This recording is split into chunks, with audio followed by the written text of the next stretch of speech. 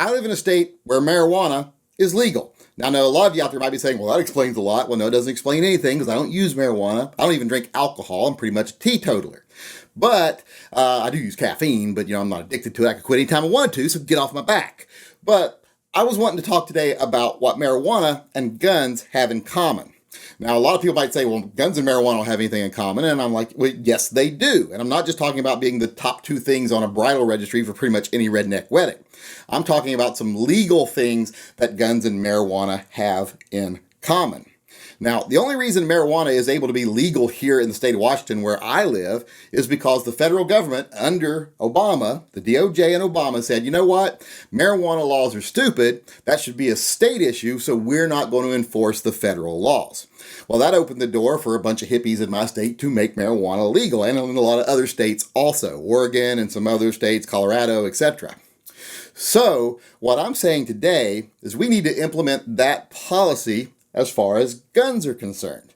Because under the Obama administration, they basically said, pot is not really harmful. There's no evidence to show that there's any reason we should be regulating it. So they said, we're going to leave it up to the states, and then we're going to see what we can do about the federal laws. And therefore, like I said, a lot of states have now legalized marijuana. I can go right out the door right now, go to a store and buy whatever I want, pot related, as long as I'm over 21 years old, just like it should be.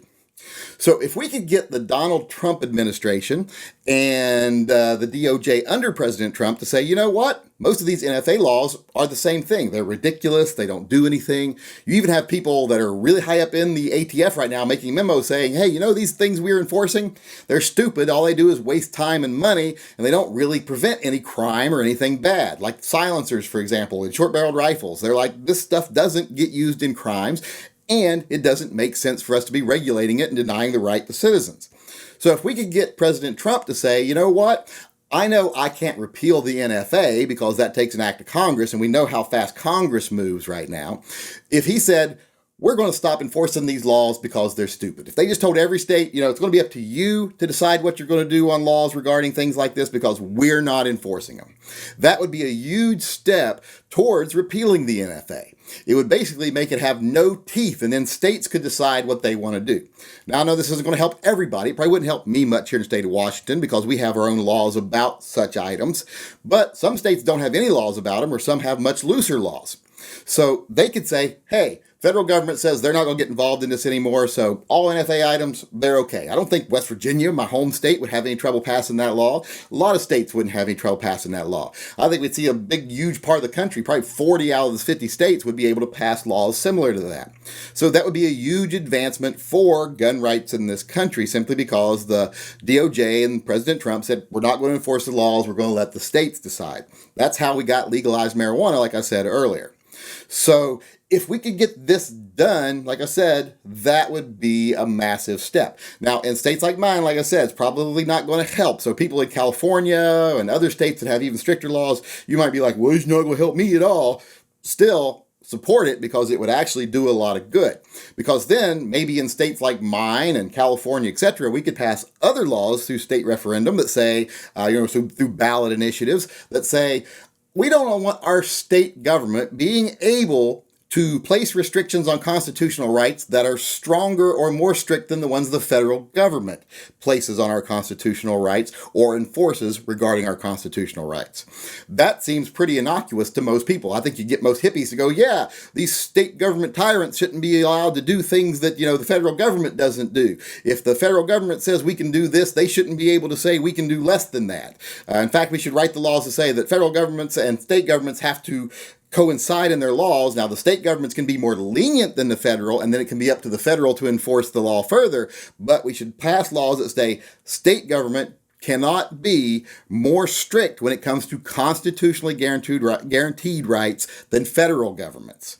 And I think we could get that passed even in hippie states. And that would mean, well, if the federal government isn't enforcing things like the NFA, well, then states couldn't enforce things like the NFA. It would help them in some cases, but it would hurt them in others, like with guns, where they don't want you to have guns. And believe me, they don't want you to have guns. A lot of people don't. A lot of politicians don't. So I think that would benefit us greatly. So even though, like I said, President Trump cannot repeal the NFA. Congress has to repeal the NFA, and I don't think they're going to. I mean, look how long they've had to work on repealing marijuana laws, and they haven't done anything yet. So even though he can't actually repeal it, he can take steps that would greatly reduce its power and move it towards being repealed, or at least being totally ineffective. So I think we need to keep making these petitions, although the petitions probably aren't going to do anything, because like I said, he can't do it, and Congress probably isn't going to do it. We should still make the petitions to show them we're still fighting. But we actually need a different petition too. We need a petition that states we would like to request that Donald Trump and the DOJ under Donald Trump says that we're going to stop enforcing these ridiculous NFA laws, use amendment laws, etc. All these gun laws that do nothing but waste time and money, we're going to stop enforcing them and leave it up to the states. Because if we can take that one little lesson from the hippies and the stoners out there, and believe me, we can learn something from them. I mean, other than the fact that French onion dip tastes awesome on nacho cheese Doritos, we could actually start making some real progress in this country towards getting rid of ridiculous gun laws.